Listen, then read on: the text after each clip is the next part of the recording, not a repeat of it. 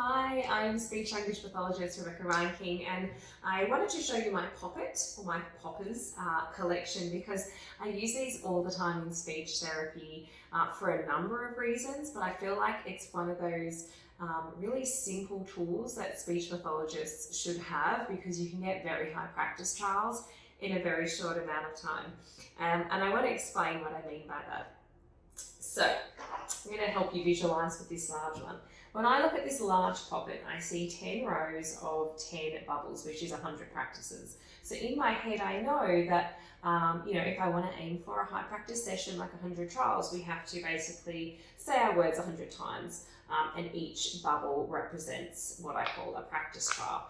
Now, this might be a bit boring for kids just to, literally sit there and pop 100. I have had kids pop 100 before and we practice our trial words. But I might take it out and I might do something like, let's say the word leap, 10 times. And each time you say it, you can push down one of the little bubbles and we pop. So I do it that way. But another thing that I do is I've collected a lot of these different shapes, and they're quite engaging for kids. And I like to let them choose, like, did you want to do the star today or did you want to do the dinosaur? Now, my tip is before you do these for therapy is to count and write down the number of poppets or circles that you have on here, so you know. So if the child wants to do the star, you know that this is 23 practice trials. Or if they've decided that they want to do these mouse ears, that is 42 practice trials that they have here. So I find that it's a really good way to get in high practices, especially when you're doing block practice and you're doing a lot of repeating a word, like maybe saying leap 10 times or saying lay 10 times after that. It's also great for minimal pairs therapy, so I might have two of my poppets out. So one over here and one here.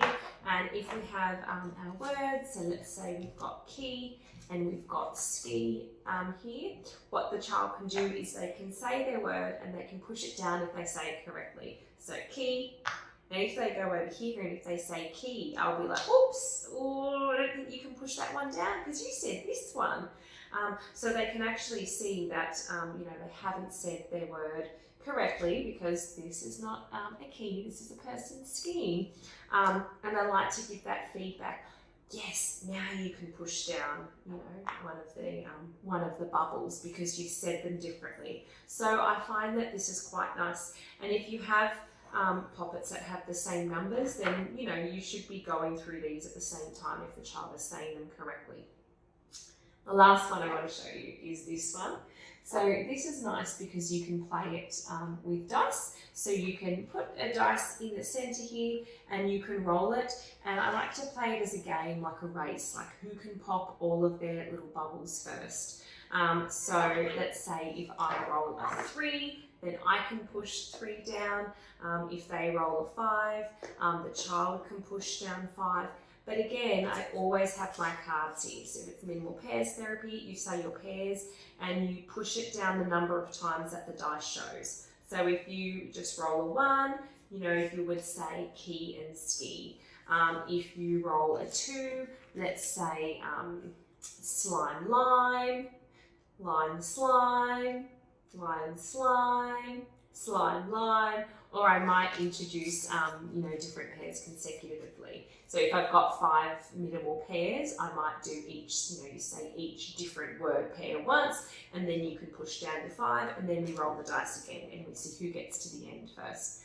So just a couple of really, really simple ways, but I will say there is so much power in these because kids want to finish them. They want to get to the end, they want to pop all of them so that you get to the nice clean side, and that's the power of this game, this simple activity, is that kids have that internal motivation just to finish it, just to get to the end. So that's why I would recommend these. And like I said, there's so many different versions, but I would look for ones that have minimum of 20 pops, I think is a good set, because if you have, a couple that have 20 or 23, 25, you kind of know that 4 of these is going to equal, about 80 to 100 correct practices if you wanted to do that in one session.